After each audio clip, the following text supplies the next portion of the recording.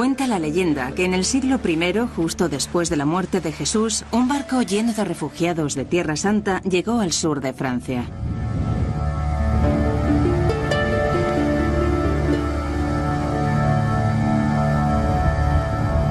Al parecer, en dicho grupo se encontraban algunos de los seguidores más cercanos de Jesús: Lázaro, a quien Jesús resucitó de entre los muertos, y la prostituta arrepentida María Magdalena.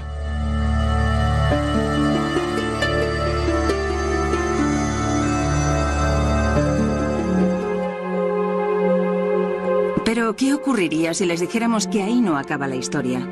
¿Qué ocurriría si les dijéramos que hay quien piensa que María Magdalena no era una prostituta arrepentida, sino la mujer de Jesús y la madre de su hijo? Que hay una línea de sangre que sobrevivió. Que la verdad fue ocultada por la Iglesia, pero transmitida por una sociedad secreta de la que formaba parte Leonardo da Vinci. Y que éste codificó la verdad en algunos de sus cuadros más famosos.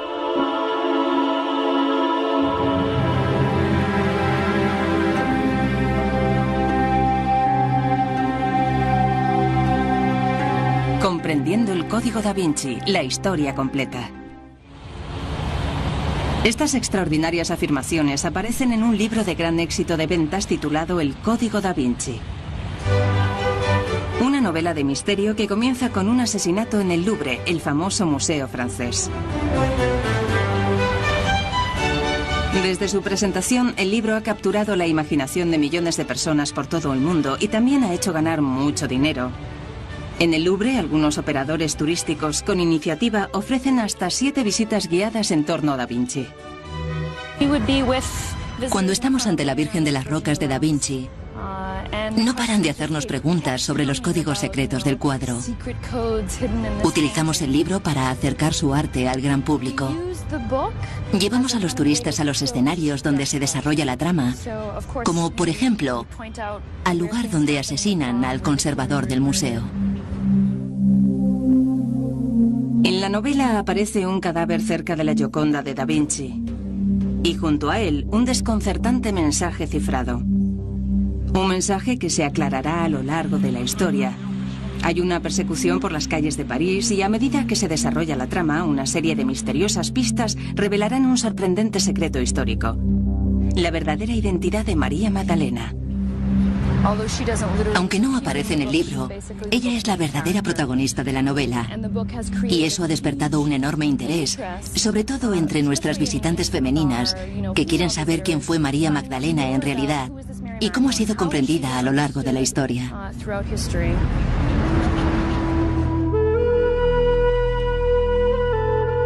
Según la novela, María Magdalena, popularmente conocida como la prostituta arrepentida, es la persona más importante del ministerio de Jesús, y también su mujer y madre de su hijo. El libro es evidentemente ficción. Sin embargo, el autor, en una nota introductoria muy controvertida, afirma que muchos de los datos históricos de la trama son verdaderos. ¿Será cierto?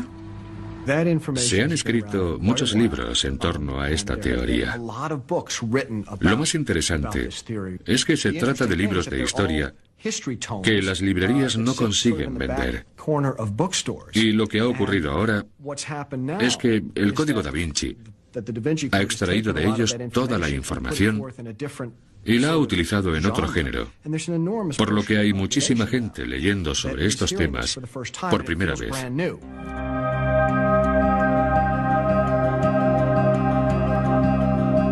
Los críticos dicen que las afirmaciones históricas hechas por el autor son desde cuestionables a descabelladas. Por ejemplo, el libro sugiere que la pirámide enfrente del Louvre es un símbolo de la femineidad y la masculinidad sagradas. Asimismo, sostiene que la verdadera identidad de María Magdalena ha sido ocultada a propósito, que en una conocida capilla de Escocia se pueden encontrar más pistas que demuestran esta teoría, que el secreto fue ocultado y transmitido por un pequeño grupo que incluía a los descendientes de Jesús y María Magdalena.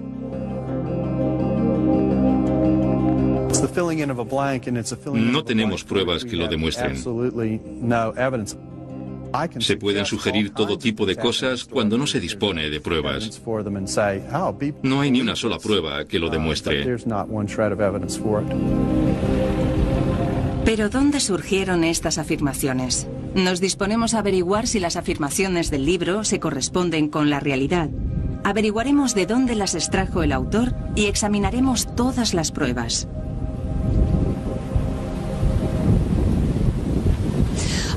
Nuestra investigación nos ha llevado al sur de Francia, a Inglaterra, a Italia, a Jerusalén y a Escocia. Hemos descubierto que no todas las afirmaciones del libro son verdaderas y que algunas de esas afirmaciones ya se habían hecho con anterioridad. Pero hay algunas verdades sorprendentes detrás de la historia de Jesús, de María Magdalena y de Leonardo da Vinci.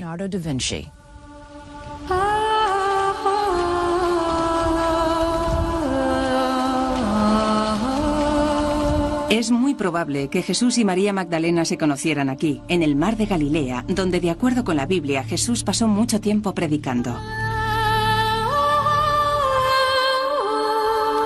La mayoría de los historiadores creen que María Magdalena era de un pueblo llamado Migdal o Magdala, que ahora está en ruinas y en el que una vez hubo una iglesia en su honor.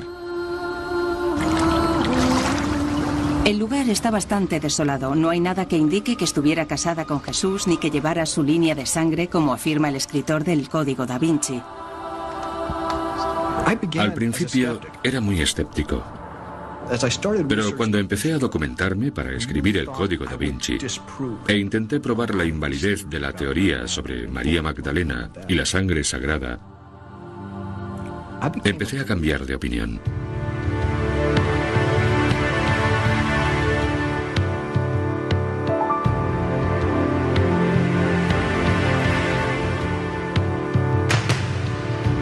Durante siglos, María Magdalena ha sido representada como una prostituta. Su pelo largo se convirtió en una marca simbolizando la vanidad que, según la leyenda, fue la causa de todos sus problemas.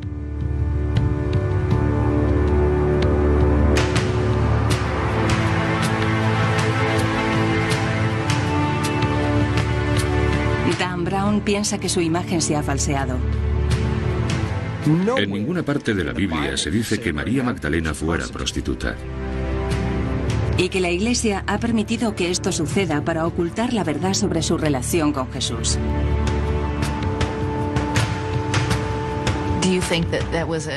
¿Cree que de alguna manera intentaron marginarla y ponerla en entredicho? Creo que sí. Creo que dejaron de lado su relación con Jesús y la representaron como una mujer perdida. Sí, como una mujer perdida, y poder así explicar su presencia. Según su teoría, Jesús no estuvo enamorado de ella, solo intentó ayudarla. Dan Brown es novelista y no especialista en la materia. Sin embargo, puede que su teoría de que María Magdalena no era prostituta es correcta. La creencia más generalizada hoy en día es que María Magdalena era prostituta. Correcto. Pero esa creencia es falsa. No existen hechos que demuestren la teoría tradicional de que María Magdalena era prostituta o una mujer de dudosa reputación. No se dedicaba a la profesión más antigua del mundo, sino que era una de las seguidoras femeninas de Jesús. Era una de las mujeres auxiliares en la misión de Jesús. Eran mujeres que le ayudaban incluso económicamente. ¿Por qué terminaron describiendo a María Magdalena como una prostituta durante casi 2000 años si no hay pruebas que lo demuestren? Una mujer que viaja con un grupo de hombres no puede ser más que una prostituta, una mujer promiscua.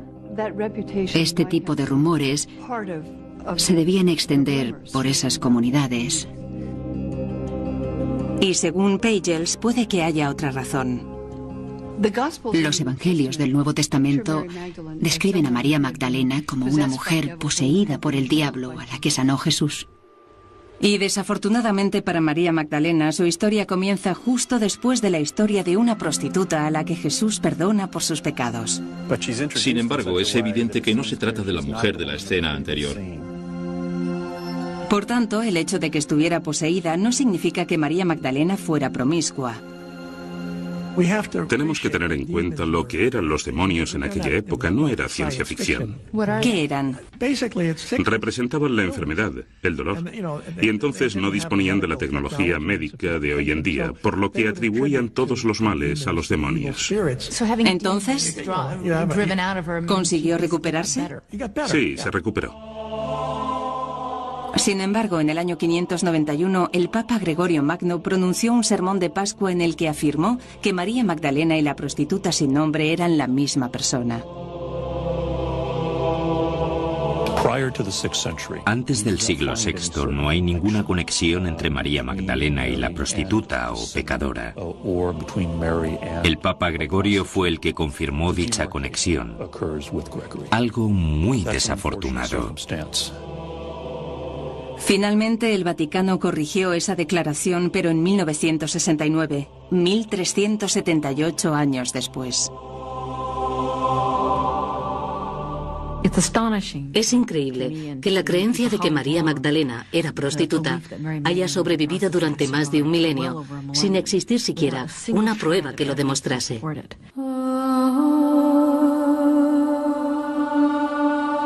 Según los expertos con los que hablamos, lo peor de todo es que con ello se ha eclipsado información relevante de la Biblia sobre María Magdalena. María Magdalena es una de las santas más importantes de la historia de la Iglesia. Es quizás la seguidora de Jesús de la que más se habla en los Evangelios del Nuevo Testamento. Hay 8 listas de las mujeres que viajaban con Jesús, y en 7 de ellas, María Magdalena es la primera que se menciona. Según la Biblia, estaba a los pies de la cruz al lado de su madre cuando Jesús murió, mientras casi todos los seguidores masculinos de Jesús estaban escondidos. María Magdalena era la discípula más cercana a Jesús. El padre McBrien piensa que María Magdalena fue uno de los principales apóstoles de Jesús. De haber sido hombre, hubiera sido su apóstol clave. Según el Nuevo Testamento, cuando Jesús resucitó de entre los muertos, se le apareció a María Magdalena primero. Fue la primera testigo, incluso antes que Pedro, lo que indica que fue su apóstol. ¿Pero estaba casada con Jesús?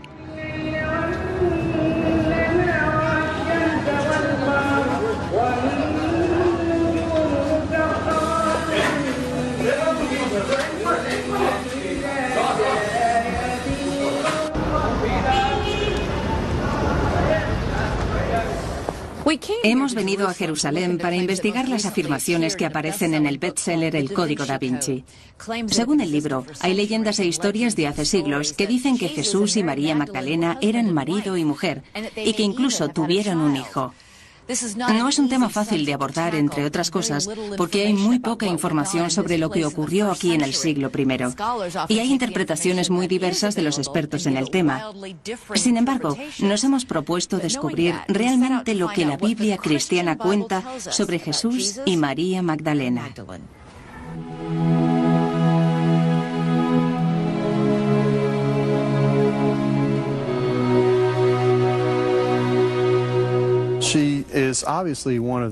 Evidentemente, ella estaba entre los seguidores de Jesús. Pero lo que no podemos confirmar es que estuviera casada con él, porque no se habla de ella como familiar ni nada parecido.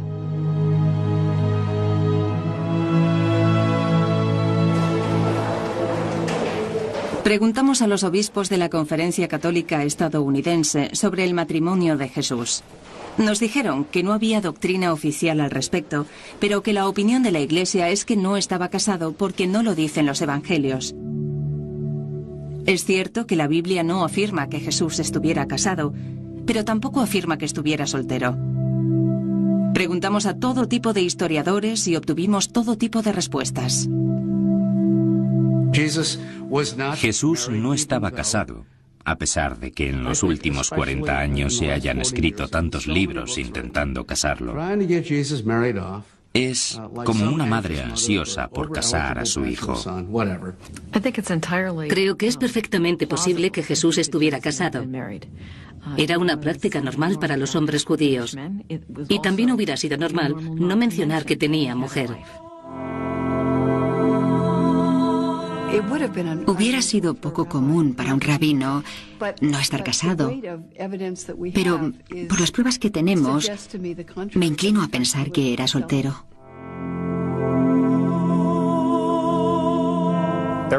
Según la tradición cristiana, Jesús era soltero.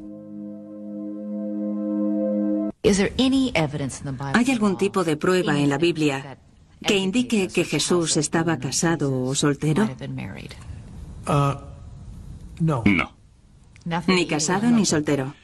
Ni una cosa ni la otra. Pero eso no significa que no pudiera haber estado casado. Si tu pregunta es si pudo estar casado, la respuesta es sí.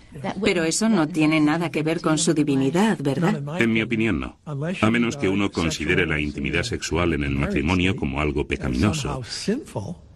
Pero mi respuesta es no. Jesús podría haber estado casado. ¿Y podría haber seguido siendo el Hijo de Dios? Sí. Y a ojos de la Iglesia, hubiera seguido siendo Dios y hombre. Jesús hace muchas cosas muy humanas y eso no le despoja de su divinidad. Yo creo que su matrimonio no tiene nada que ver con su divinidad. No obstante, ni el Dr. Box ni el padre McBrien piensan que Jesús estaba casado. Dicen que la prueba más concluyente se encuentra en la Biblia. Uno de los primeros escritos que tenemos es del apóstol Pablo y gira en torno a su derecho a casarse. El Dr. Bock se refiere a la primera carta del apóstol Pablo a los Corintios. Pablo se queja porque quería casarse. San Pablo pregunta, ¿no tengo derecho a tener mujer como los hermanos de Jesús y como los otros apóstoles, como Pedro? Si Jesús hubiera estado casado, habría preguntado, ¿no tengo derecho a tener mujer como Jesús? Pero no dice eso. El novelista Dan Brown afirma que las pruebas de que Jesús y María Magdalena estuvieran casados son concluyentes. So where did you find in your research ¿Qué le hace pensar que estuvieron casados? En aquella época, se hubiera mencionado la soltería de un joven judío. Hubiera sido prácticamente un pecado. En el judaísmo del siglo I no hubiera podido estar soltero. Lo normal era casarse. Ni siquiera tenían una palabra en su vocabulario para hombre soltero. Margaret Starbird es la autora de algunos de los libros en que Dan Brown se basó para escribir el Código da Vinci, pero no es experta bíblica ni teóloga. Los padres tenían que encontrar una novia para su hijo antes de que éste cumpliera los 20 años. Por tanto, en el judaísmo de la época hubiera sido algo insólito que alguien estuviera soltero. Sin embargo, no está tan claro como Starbird y Brown quieren hacernos creer. Aunque habría sido poco común que un judío se quedara soltero en esa época, no hubiera sido insólito como ellos dicen. Los manuscritos del Mar Muerto encontrados en estas cuevas del desierto de Jerusalén lo demuestran. Hablan de una comunidad de hombres jóvenes, judíos, que habían dedicado sus vidas a Dios. Y los manuscritos parecen decirnos que todos eran solteros y ascetas. La cuestión del matrimonio de Jesús es muy interesante. Hubiera sido muy extraño que un hombre judío no se casara. Pero, por otra parte, tenemos datos de San Juan Bautista, discípulo de Jesús. ¿Vivía este en el desierto? ¿Estaba casado? Hay una teoría que dice que quienes escribieron los manuscritos del Mar Muerto, los ascetas esenios, influenciaron a San Juan Bautista. Algunos de los esenios de Qumran eran solteros y, al parecer, tuvieron cierta influencia sobre San Juan Bautista, Jesús y San Pablo. Por tanto, ¿por qué no pudo Jesús ser asceta también? Sin embargo, Starbird habla de otras pruebas del Nuevo Testamento. Así que usted dice que aunque la Biblia no afirma abiertamente que Jesús estaba casado, es algo que está cifrado en mensajes. Sí. Según Starbird, hay que saber dónde encontrar estos mensajes. En primer lugar, en la historia del Evangelio sobre una mujer llamada María que unge los pies de Jesús con aceite y los seca con su pelo. Starbird sostiene que el ungimiento es idéntico a otros rituales antiguos de la región. Es un ritual propio del matrimonio. El ungimiento del rey era un rito nupcial. La recién casada tenía que ungir al marido y después iba con su marido a la cámara nupcial. Por tanto, este antiguo rito litúrgico del que habla el Evangelio se celebra de la misma manera en toda la zona del este. Pero la Biblia no dice que la mujer que unge a Jesús es María Magdalena. Habla de María de Betania. Betania sería su lugar de nacimiento y que actualmente es Al-Azaria, a las afueras de Jerusalén, bastante lejos de Magdala y del mar de Galilea. Según Starbird, María de Betania es María Magdalena. Sostiene que el nombre de Magdalena no se refiere a su lugar de nacimiento, sino que es una especie de título. ¿Usted cree que María de Betania es María Magdalena? La llamaban María la Magdalena. ¿Y sabe por qué la llamaban la Magdalena? Bueno, para empezar, Magdala significa torre y también lugar alto, elevado. Era como decir Catalina la Grande. Con este apelativo la llamaban la Grande o la Elevada. Por lo tanto, creo que esta mujer no era de una localidad llamada Magdala. ¿Por qué está tan segura? Porque la localidad de Magdala no se llamaba así en la época de Jesús. Sin embargo, cuando preguntamos sobre ello a los arqueólogos israelíes, lo contradijeron. Nos dijeron que la localidad de Magdala existió en el siglo I, en la época de María y Jesús. No obstante, Margaret Starbird comentó algo muy misterioso.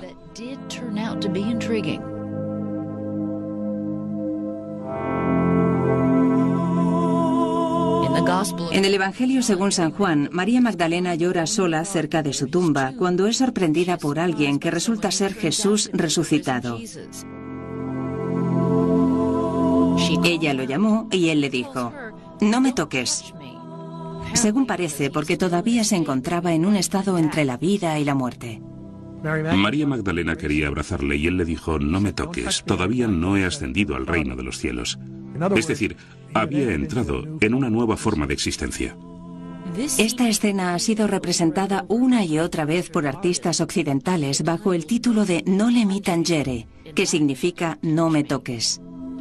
Pero las versiones más antiguas de los evangelios escritos en griego dicen algo diferente. En la versión griega dice no te aferres a mí, un verbo que denota mucha más intimidad, es decir, ella le está abrazando y él le está diciendo no te aferres a mí. Y ese tipo de abrazo hubiera sido poco común de no tratarse de un matrimonio, ¿verdad? Sí, porque existían muchos tabúes sobre las mujeres que tocaban a hombres que no eran sus maridos. Por eso fue un escándalo.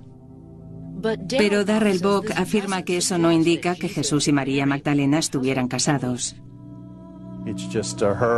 Simplemente representa su devoción hacia él, sin importarle lo que la gente pudiera pensar de ella. La mayoría de expertos con los que hablamos están de acuerdo con Darrell Bock.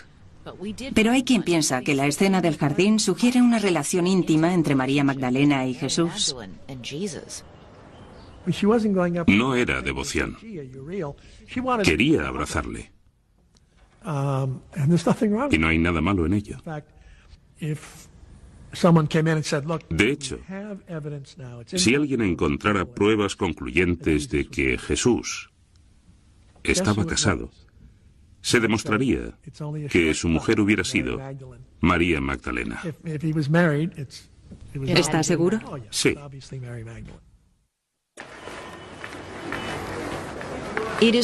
La noche en que murió, Jesús reunió a las 12 personas más cercanas a él aquí en Jerusalén para su última cena. Siglos después, Leonardo da Vinci pintaría esta escena como nadie lo había hecho antes. Un cuadro dramático que mostraba a Cristo en la tarde de su ejecución, revelando que uno de sus discípulos lo traicionaría. Pero ¿ocultó Leonardo en este cuadro un mensaje que ha pasado desapercibido a lo largo de los años? Pistas sobre una relación con una mujer a la que la historia ha tachado de prostituta, María Magdalena. Me empecé a interesar por María Magdalena y Leonardo da Vinci hace 15 años, cuando un profesor mío empezó la clase enseñándonos una diapositiva de la Última Cena, un cuadro que yo creía entender bastante bien. Y nos habló de una omisión bastante evidente, la ausencia del cáliz de Cristo. Se rumorea que el cáliz que, según la Biblia, Jesús utilizó esa noche es el Santo Grial, la reliquia perdida que, al parecer, está escondida en Europa desde hace siglos. Por alguna razón, Leonardo da Vinci había omitido deliberadamente el cáliz donde los discípulos supuestamente bebían vino. Entonces no hay cáliz. No hay cáliz.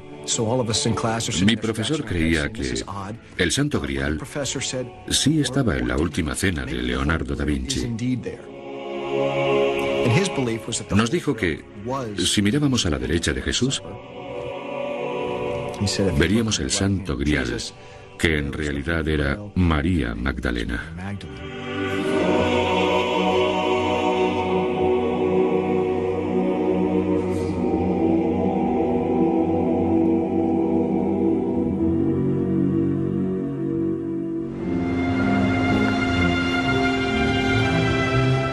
Da Vinci vivió en Florencia en el siglo XV, una ciudad de controvertidos genios, Botticelli, Miguel Ángel y Da Vinci, que era conocido por la sutileza de su pintura y por sus ideas poco convencionales. Era bastante excéntrico. Le encantaba pasearse con ropa de terciopelo, abrigos de terciopelo, algo muy poco común en esa época. No pasaba desapercibido por las calles, ¿verdad?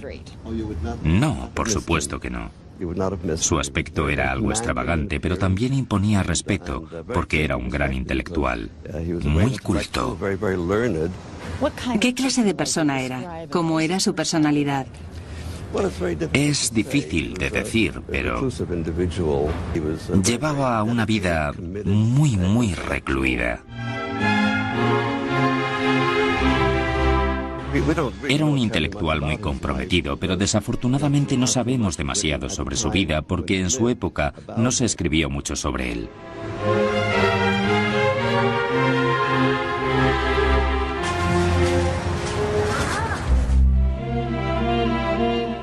Sabemos de él por los cuadernos que empezó a escribir a la edad de 30 años.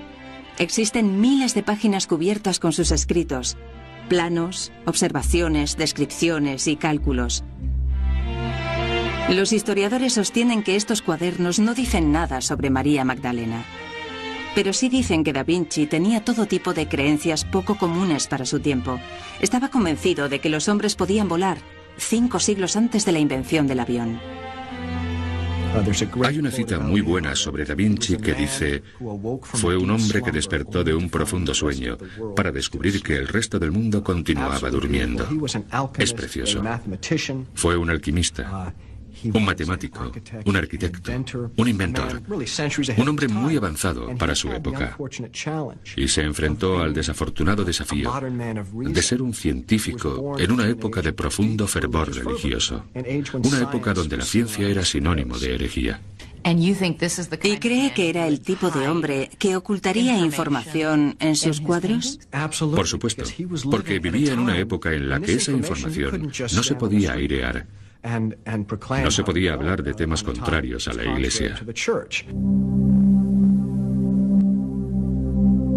Dan Brown cree que Da Vinci escondió en su arte lo que no escribió en sus cuadernos y que utilizó su sutil estilo para transmitir sus verdaderas creencias. Cuando miro la Gioconda, veo una perfecta fusión de un hombre y una mujer. Y eso era lo que él quería transmitir.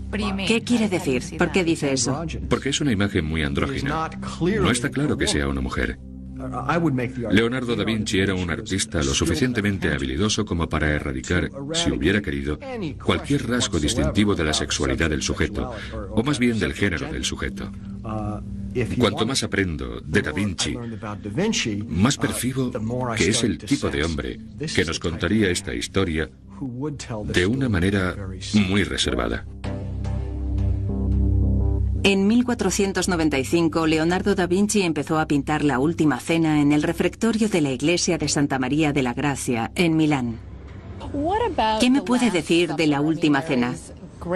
Hay una teoría que afirma que la figura que está junto a Jesús, que se parece a San Juan, es en realidad María Magdalena. La persona sentada junto a él es una mujer y no un hombre, y si se tratara de un hombre sería un hombre muy afeminado. San Juan siempre aparece con un aspecto muy afeminado. ¿Por qué? Porque es joven. Un joven imberbe.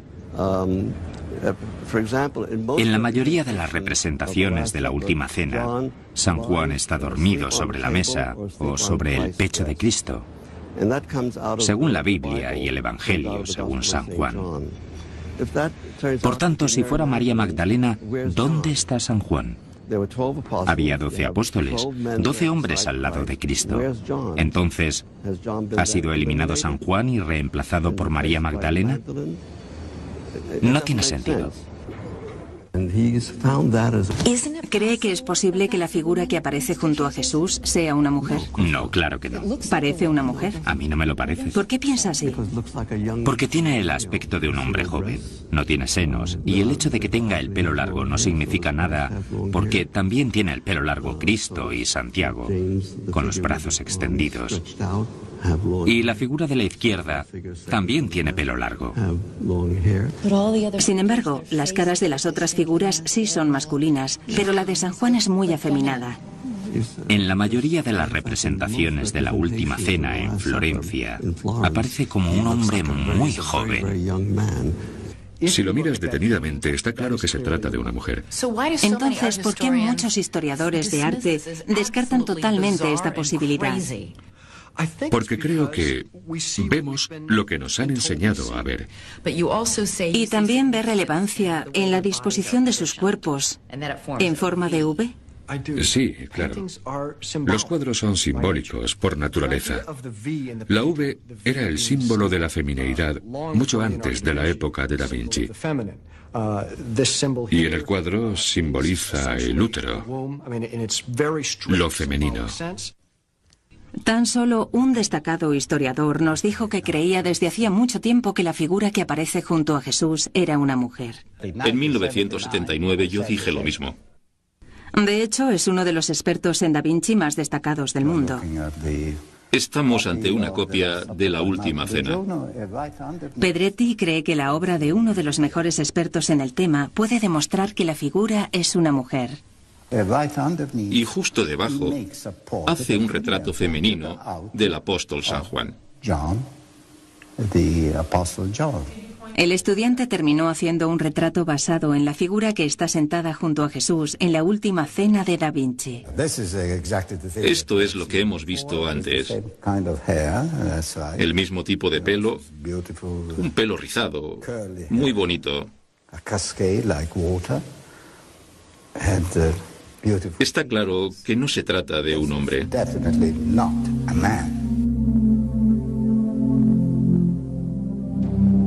No se trata de un cuadro cualquiera, se trata de la Última Cena. Se trata de quien estaba presente la noche antes de que Jesús fuera crucificado. El hecho de que alguien tan culto y avanzado como Leonardo da Vinci, por alguna razón, pusiera a María Magdalena en el centro de este momento tan importante de la historia, significa que fuera una ironía o que supiera cosas que nadie sabía. Sin embargo, si Da Vinci sabía algo sobre María Magdalena que la mayoría de la gente no sabía, ¿quién le dio la información? El Código Da Vinci sugiere que perteneció a una sociedad secreta que transmitió esta peligrosa información de generación en generación.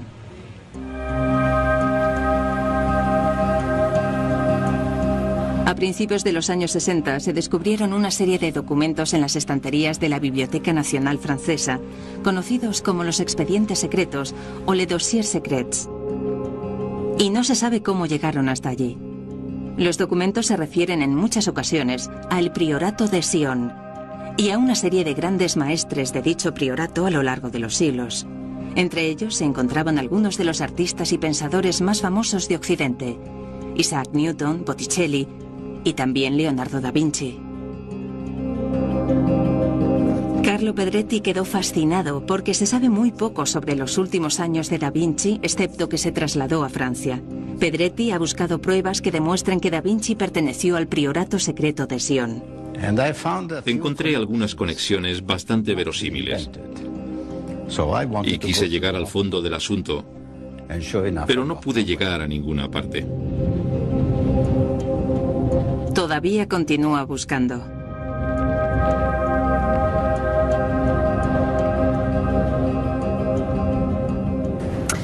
Si Da Vinci formó parte de una sociedad secreta que tenía información sobre María Magdalena y Jesús, ¿qué tipo de sociedad era y dónde consiguió la información? Puede que la respuesta esté en las leyendas que circulan por el sur de Francia.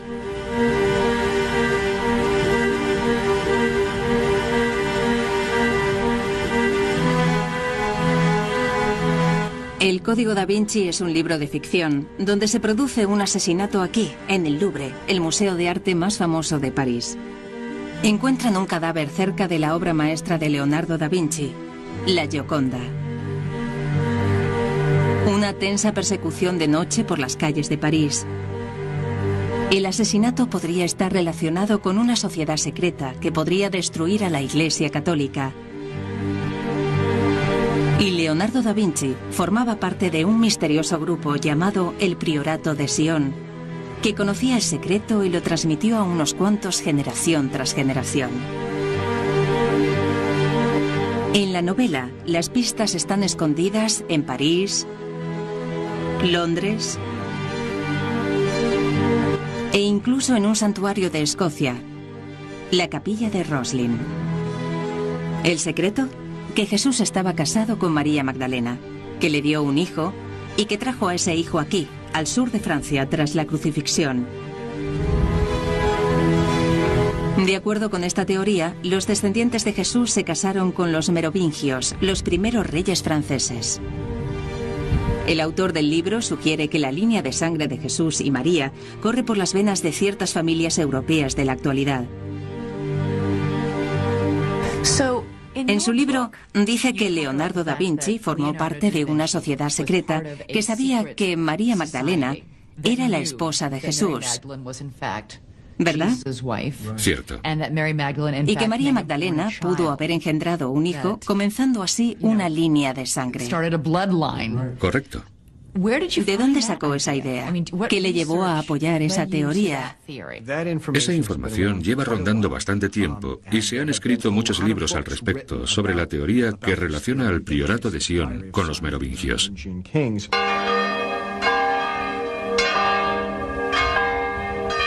Decidimos examinar las fuentes y los libros de los que Brown nos había hablado y descubrimos que no hay pruebas de ningún hijo o de ninguna línea de sangre por ninguna parte. Pero sí existen leyendas que confirman algunas ideas encontradas en la novela de Brown, que dicen que María Magdalena huyó a Jerusalén tras la crucifixión de Jesús y terminó en Provenza, al sur de Francia.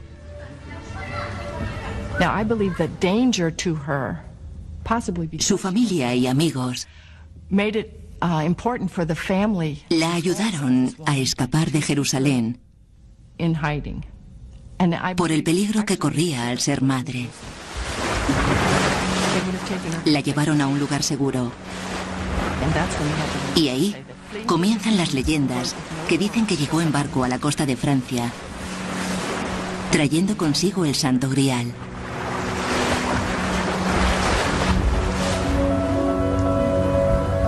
Margaret Starbeard ha escrito varios libros en torno a la leyenda que dice que María Magdalena, Lázaro, su hermana Marta y dos primos de la Virgen desembarcaron cerca de esta localidad que hoy se llama Les Saintes Maries de la Mer, o las Santas Marías del Mar en su honor.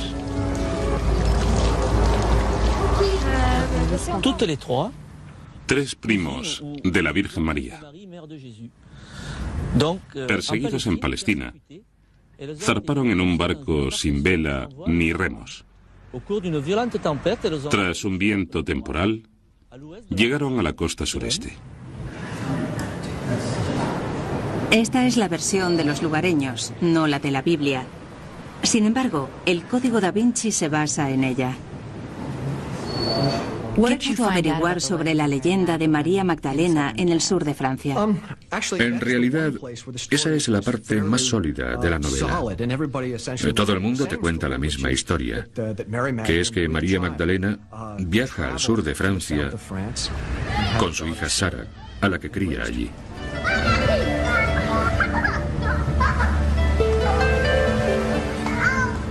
Nadie pudo confirmarnos esto en Les Saintes-Maries-de-la-Mer.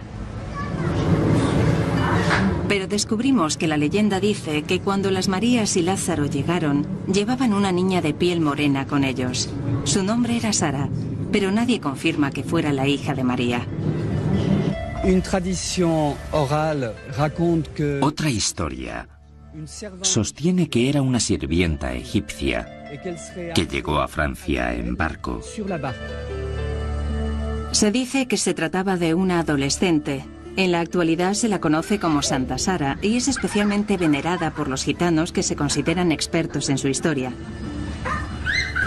Tenía 17 años y solía cabalgar por esta zona, salvando las vidas de todos los niños enfermos. Incluso los gitanos no creen que se tratara de la hija de María Magdalena ni de Jesús. Eso es un sacrilegio. Y no se deben decir ese tipo de cosas sobre Jesús. Jesús nunca estuvo casado con nadie.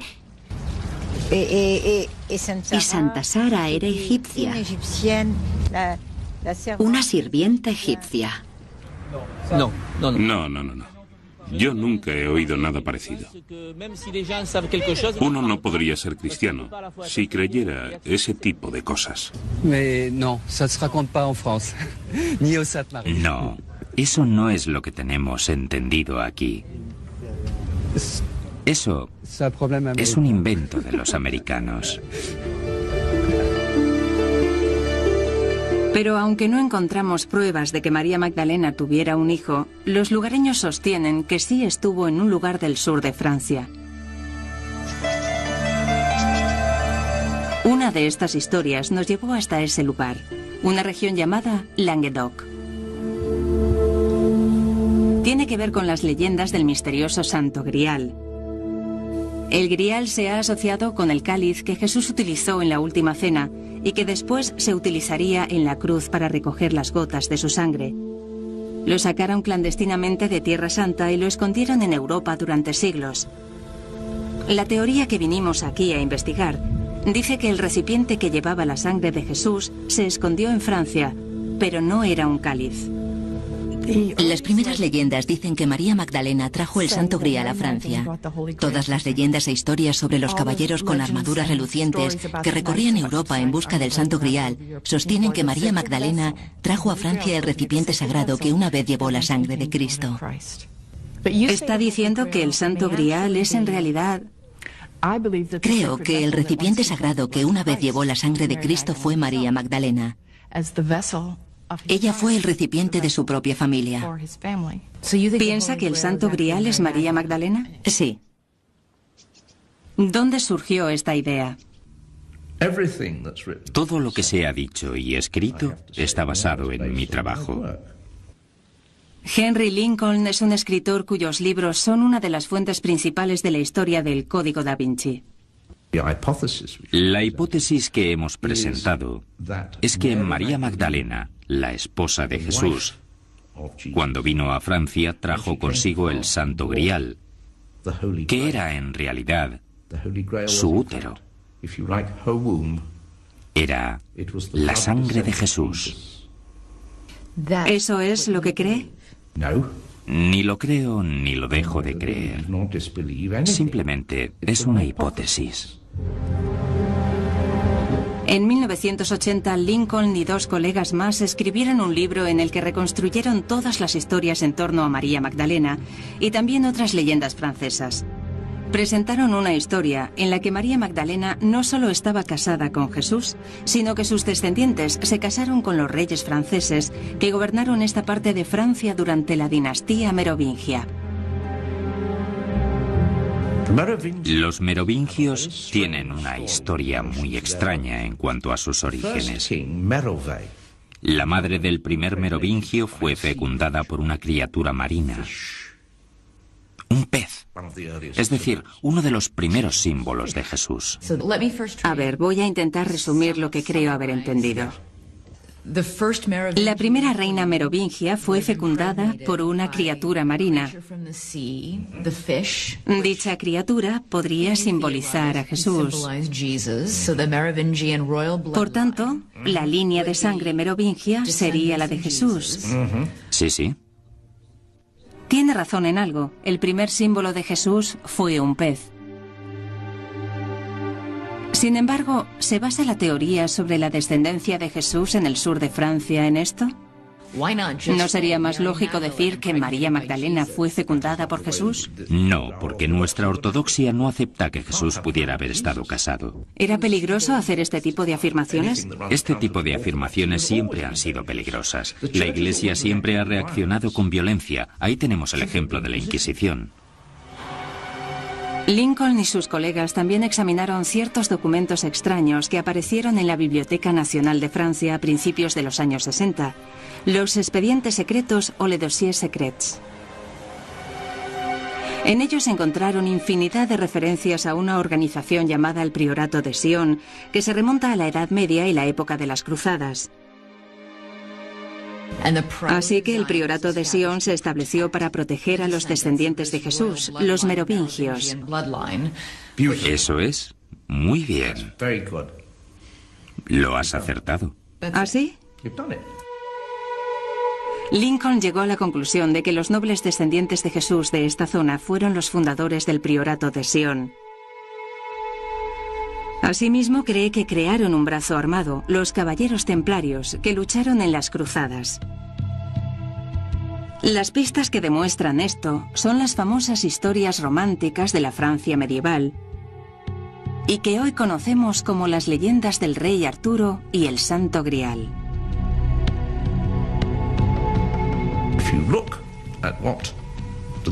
Los Caballeros Templarios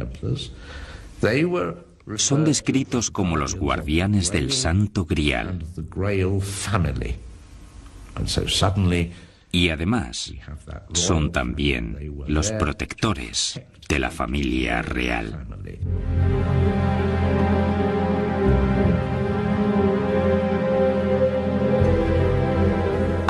Creo que los guardianes del Grial eran originariamente los caballeros templarios.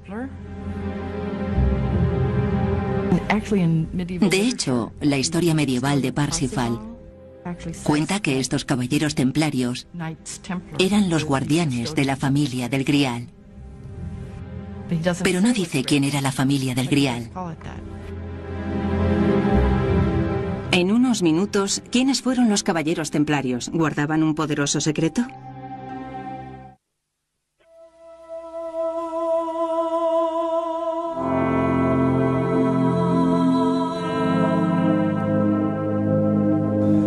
Por supuesto que creo que María Magdalena fue una figura mucho más importante de lo que nos han hecho creer.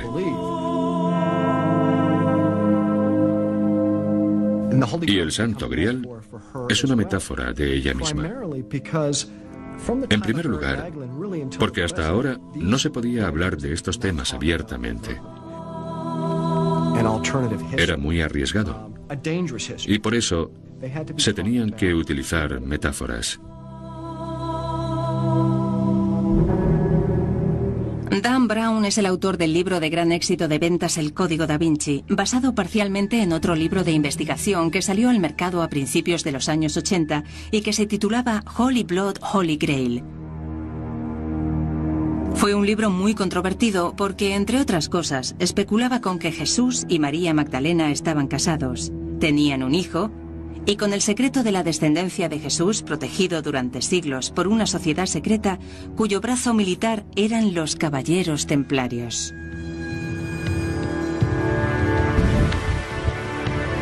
Desde el punto de vista histórico, conocemos algunos hechos sobre los Caballeros Templarios. Para empezar, fueron una verdadera orden de caballeros durante las cruzadas.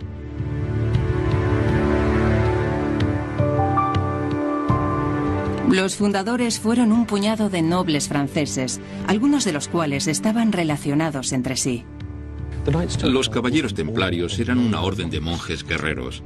Una idea extraordinaria, ya que los guerreros matan a la gente, los monjes en general no. Tenían la esperanza, cuando se convirtieran en mártires, de que sus pecados fueran perdonados y de ir directamente al reino de los cielos.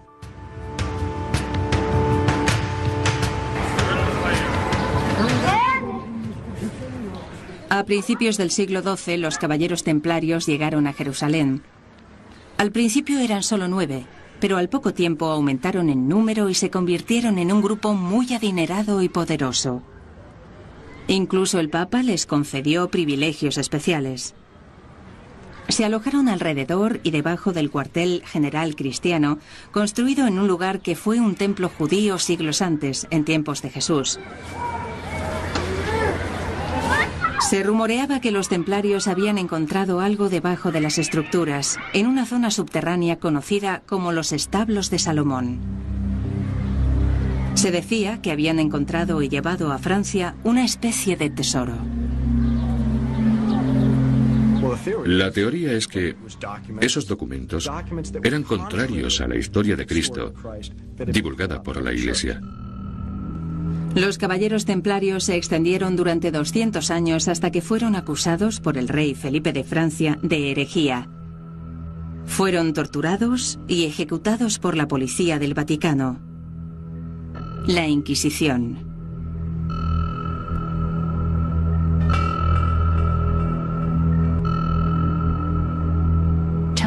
Dígame qué le hace creer que encontraron documentos debajo del templo de Salomón que afirmaban que Jesús estaba casado con María Magdalena.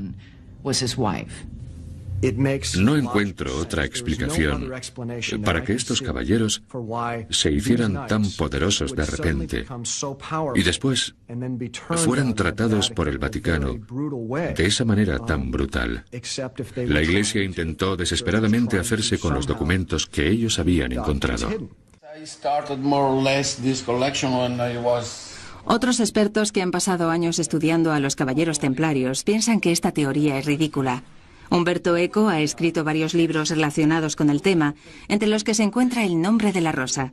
Tiene una habitación entera en su casa a la que llama la Biblioteca de las Teorías Equivocadas. ¿Es cierto que los caballeros templarios encontraron algo debajo del antiguo templo de Salomón de Jerusalén que era tan valioso que...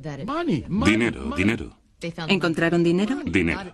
¿No eran documentos que utilizaron para hacer chantaje? No tenemos pruebas que lo demuestren, pero sí que sabemos que hicieron mucho dinero. De hecho, los templarios llegaron a tener tanto dinero que se convirtieron en los banqueros de Europa. Muchos expertos piensan que acabaron con los templarios no porque tuvieran un secreto que amenazara al Vaticano, sino por la avaricia del rey Felipe de Francia. En 2 siglos se hicieron enormemente ricos. Y esa riqueza llamó la atención de Felipe el Hermoso de Francia. A principios del siglo XIV ya había atacado a los judíos y a los lombardos por su dinero. Y en 1307 se propuso hacer lo mismo con los templarios. Felipe el Hermoso de Francia tenía muy buenos motivos. Tenía deudas y necesitaba dinero desesperadamente. Al parecer, debía mucho dinero a los templarios. En 1307, el rey Felipe les acusó de cargos increíbles y grotescos. Blasfemia por orinar sobre una cruz, maldecir a Cristo, en fin, cosas increíbles. Los templarios eran muy ortodoxos. No eran herejes. Por eso los cargos fueron tan extraños. Se trataba de mentiras porque no podían acusarlos de nada más. Y nadie sospecharía que el rey de Francia fuera el responsable de esas mentiras. Así desaparecieron los templarios y su dinero. Ha habido siempre mucha especulación sobre si encontraron ese tesoro en Jerusalén y sobre si lo escondieron en alguna parte antes de su desaparición. Lo que sí sabemos con seguridad es que libraron su última batalla aquí, en las colinas y valles de Languedoc, al norte de España. Hay quien dice que esta zona guarda muchos secretos. Margaret Starbird cree que esos secretos están relacionados con María Magdalena. Muchas iglesias, fuentes, etc., llevan su nombre. Y es incluso la patrona de las viñas de esta parte del sur de Francia. En su opinión, hay pruebas concluyentes en las filigranas de algunos manuscritos de la Edad Media. El león de Judá. El león de Judá es... El rabo es muy raro. Es el símbolo merovingio. Según Starbird, es el símbolo de la línea de sangre de los reyes merovingios. ¿Qué quiere decir exactamente? Bien, esta es una filigrana del siglo XV. Y el león de Judá era uno de los títulos de Cristo. De hecho, el Apocalipsis lo menciona. Tiene una corona merovingia en el rabo. Por tanto, es una filigrana herética. ¿Por qué herética? Porque la Iglesia niega que Cristo estuviera casado y que esta línea de sangre exista. Es cierto que el sur de Francia era un hervidero de movimientos heréticos a principios de la Edad Media. Grupos como los templarios eran perseguidos y asesinados por tener diferentes opiniones a la Iglesia Católica Romana. Se ha sugerido que en el caso de los templarios fue porque guardaban un peligroso secreto.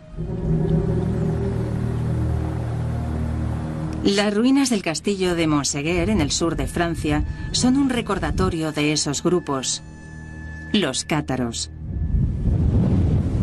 cuyo nombre significa puro en griego. Se fundamentaban en revelaciones personales y no en instrucciones transmitidas por las autoridades religiosas de la época.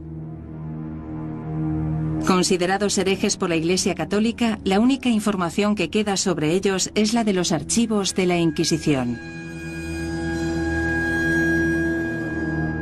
En 1244, en la masacre de Montségur, quemaron vivos a más de 200 herejes tras el asedio. A principios del siglo XIII, se libraron infinidad de batallas en el sur de Francia.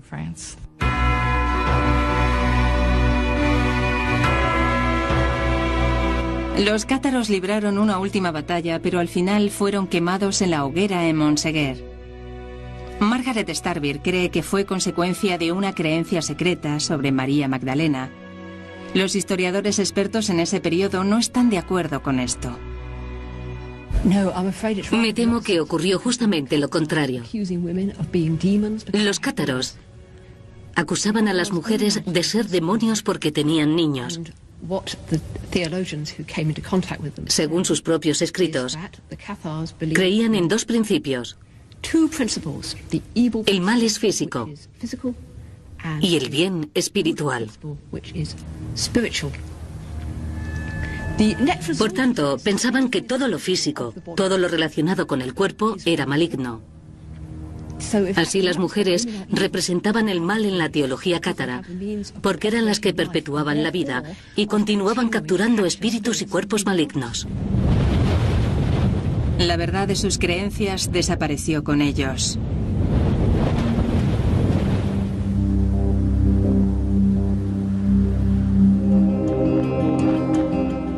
Hemos hablado con algunos de los autores de los libros en los que se basó el Código da Vinci. Y comprendimos que había desarrollado una teoría basada en información incompleta sobre lo que verdaderamente ocurrió en la Edad Media, sobre los templarios y su tesoro, la herejía de los cátaros, etc. Según esta teoría, la Iglesia creía que estas personas compartían un secreto que transmitían a través de sus historias, y por eso los perseguían. Bueno, la Inquisición se creó en parte para terminar con estas personas. Recuerden que se trata de una teoría apoyada por solo unas cuantas personas más, aparte de Margaret Starbeer. A los seres humanos les gustan las leyendas. Y generalmente la gente quiere saber más cosas y entonces se empiezan a exagerar con el tiempo. Y la realidad se va pareciendo cada vez menos a la leyenda. Y llega un momento en que no se sabe cuál es la realidad y cuál es la leyenda.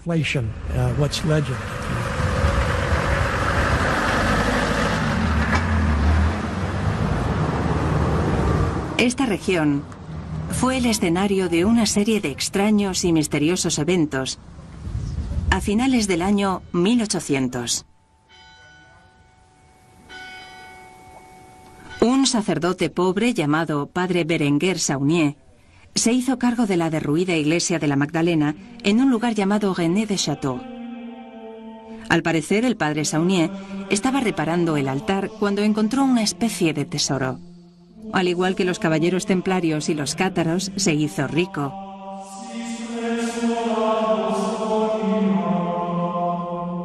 Reconstruyó la iglesia y la decoró con extraños ornamentos.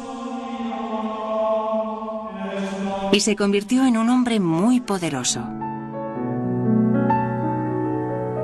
Mucha gente famosa vino a visitarle, como Emma Calvé, una conocida cantante de ópera francesa.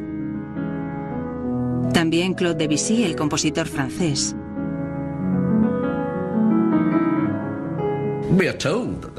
Dicen que vinieron aquí. Aparte, la famosa cantante de ópera y el compositor Claude Debussy, también vino el archiduque de Habsburg. Sí, de repente comenzó a moverse en círculos muy selectos. Al parecer, el padre Saunier amplió su casa y contrató a una ama de llaves. Ella se trasladó a su casa cuando tan solo tenía 18 años y cuidó de él el resto de su vida. Era muy joven y muy hermosa. Y cuando un obispo local...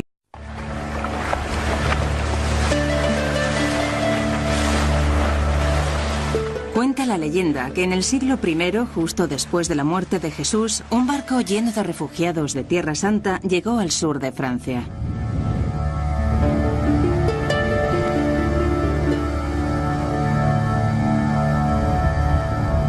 Al parecer, en dicho grupo se encontraban algunos de los seguidores más cercanos de Jesús: Lázaro, a quien Jesús resucitó de entre los muertos, y la prostituta arrepentida María Magdalena.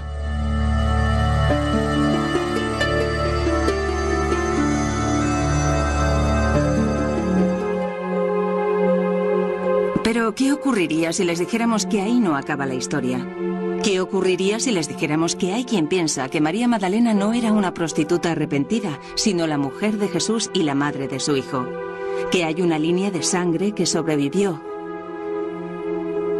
Que la verdad fue ocultada por la Iglesia, pero transmitida por una sociedad secreta de la que formaba parte Leonardo da Vinci. Y que éste codificó la verdad en algunos de sus cuadros más famosos.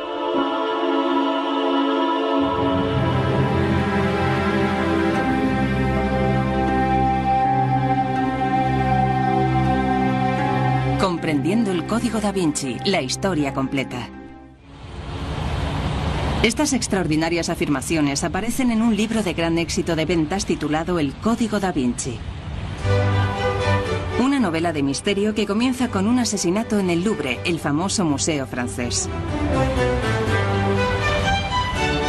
Desde su presentación, el libro ha capturado la imaginación de millones de personas por todo el mundo y también ha hecho ganar mucho dinero. En el Louvre, algunos operadores turísticos con iniciativa ofrecen hasta 7 visitas guiadas en torno a Da Vinci. Cuando estamos ante la Virgen de las Rocas de Da Vinci, No paran de hacernos preguntas sobre los códigos secretos del cuadro. Utilizamos el libro para acercar su arte al gran público. Llevamos a los turistas a los escenarios donde se desarrolla la trama, como por ejemplo, al lugar donde asesinan al conservador del museo. En la novela aparece un cadáver cerca del... Por tanto, el hecho de que estuviera poseída no significa que María Magdalena fuera promiscua. Tenemos que tener en cuenta lo que eran los demonios en aquella época, no era ciencia ficción. ¿Qué eran? Representaban la enfermedad, el dolor, y entonces no disponían de la tecnología médica de hoy en día, por lo que atribuían todos los males a los demonios. Entonces, ¿consiguió recuperarse? Sí, se recuperó. Sin embargo, en el año 591, el Papa Gregorio Magno pronunció un sermón de Pascua en el que afirmó que María Magdalena y la prostituta sin nombre eran la misma persona. Antes del siglo VI no hay ninguna conexión entre María Magdalena y la prostituta o pecadora. El Papa Gregorio fue el que confirmó dicha conexión. Algo muy desafortunado. Finalmente, el Vaticano corrigió esa declaración, pero en 1969, 1378 años después. Es increíble que la creencia de que María Magdalena era prostituta haya sobrevivido durante más de un milenio, sin existir siquiera una prueba que lo demostrase.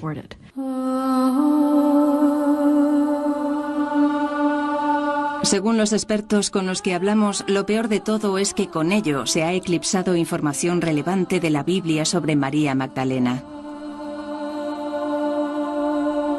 María Magdalena es una de las santas más importantes de la historia de la Iglesia. Es quizás la seguidora de Jesús de la que más se habla en los Evangelios del Nuevo Testamento. Hay 8 listas de las mujeres que viajaban con Jesús, y en 7 de ellas, María Magdalena es la primera que se menciona. Según la Biblia, estaba a los pies de la cruz al lado de su madre cuando Jesús murió, mientras casi todos los seguidores masculinos de Jesús estaban escondidos. María Magdalena era la discípula más cercana a Jesús. El padre McBrien piensa que María Magdalena fue uno de los principales apóstoles de Jesús. De haber sido hombre, hubiera sido su apóstol clave, la Gioconda de Da Vinci. Y junto a él, un desconcertante mensaje cifrado. Un mensaje que se aclarará a lo largo de la historia. Hay una persecución por las calles de París y a medida que se desarrolla la trama, una serie de misteriosas pistas revelarán un sorprendente secreto histórico. La verdadera identidad de María Magdalena. Aunque no aparece en el libro, ella es la verdadera protagonista de la novela. Y eso ha despertado un enorme interés, sobre todo entre nuestras visitantes femeninas, que quieren saber quién fue María Magdalena en realidad y cómo ha sido comprendida a lo largo de la historia.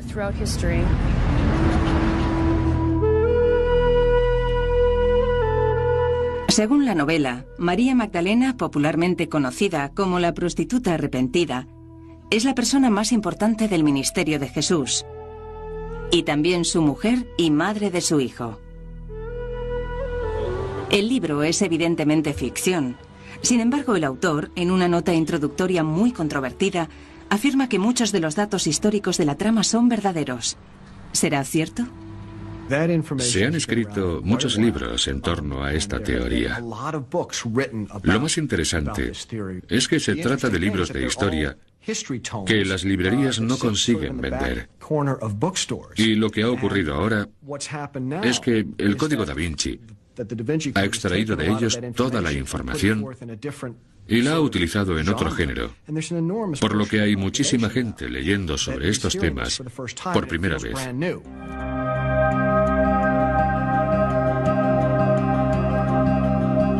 Los críticos dicen que las afirmaciones históricas hechas por el autor son desde cuestionables a descabelladas. Por ejemplo, el libro sugiere que la pirámide enfrente del Louvre es un símbolo de la femineidad y la masculinidad sagradas. Asimismo, sostiene que la verdadera identidad de María Magdalena ha sido ocultada a propósito, que en una conocida capilla de Escocia se pueden encontrar más pistas que demuestran esta teoría. Que el secreto fue ocultado y transmitido por un pequeño grupo que incluía a los descendientes de Jesús y María Magdalena.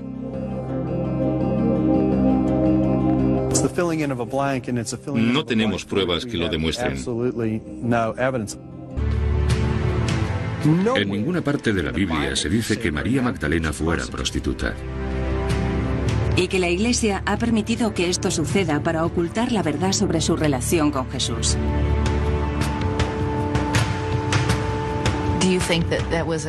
¿Cree que de alguna manera intentaron marginarla y ponerla en entredicho? Creo que sí.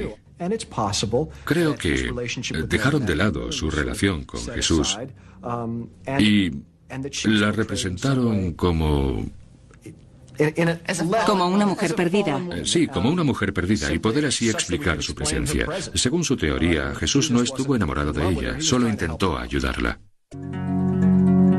Dan Brown es novelista y no especialista en la materia. Sin embargo, puede que su teoría de que María Magdalena no era prostituta es correcta. La creencia más generalizada hoy en día es que María Magdalena era prostituta. Correcto. Pero esa creencia es falsa. No existen hechos que demuestren la teoría tradicional de que María Magdalena era prostituta o una mujer de dudosa reputación. No se dedicaba a la profesión más antigua del mundo, sino que era una de las seguidoras femeninas de Jesús. Era una de las mujeres auxiliares en la misión de Jesús. Eran mujeres que le ayudaban incluso económicamente. ¿Por qué terminaron describiendo a María Magdalena como una prostituta durante casi 2000 años si no hay pruebas que lo demuestren? Una mujer que viaja con un grupo de hombres no puede ser más que una prostituta, una mujer promiscua. Este tipo de rumores se debían extender por esas comunidades. Y según Pagels, puede que haya otra razón. Los evangelios del Nuevo Testamento describen a María Magdalena como una mujer poseída por el diablo a la que sanó Jesús. Y desafortunadamente para María Magdalena, su historia comienza justo después de la historia de una prostituta a la que Jesús perdona por sus pecados. Sin embargo, es evidente que no se trata de la mujer de la escena anterior. Se pueden sugerir todo tipo de cosas cuando no se dispone de pruebas. No hay ni una sola prueba que lo demuestre. Pero ¿dónde surgieron estas afirmaciones? Nos disponemos a averiguar si las afirmaciones del libro se corresponden con la realidad. Averiguaremos de dónde las extrajo el autor y examinaremos todas las pruebas.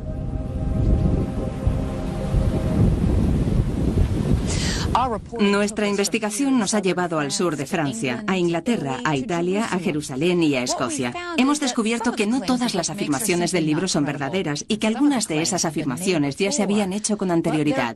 Pero hay algunas verdades sorprendentes detrás de la historia de Jesús, de María Magdalena y de Leonardo da Vinci.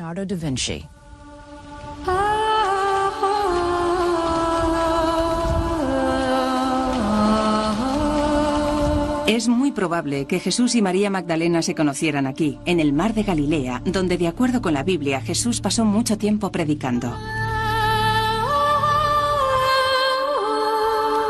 La mayoría de los historiadores creen que María Magdalena era de un pueblo llamado Migdal o Magdala, que ahora está en ruinas y en el que una vez hubo una iglesia en su honor. El lugar está bastante desolado. No hay nada que indique que estuviera casada con Jesús ni que llevara su línea de sangre, como afirma el escritor del Código da Vinci. Al principio era muy escéptico. Pero cuando empecé a documentarme para escribir el Código da Vinci e intenté probar la invalidez de la teoría sobre María Magdalena y la sangre sagrada, empecé a cambiar de opinión.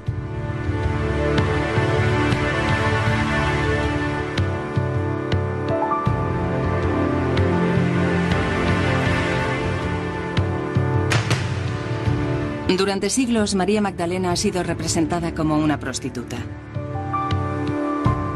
Su pelo largo se convirtió en una marca simbolizando la vanidad que, según la leyenda, fue la causa de todos sus problemas.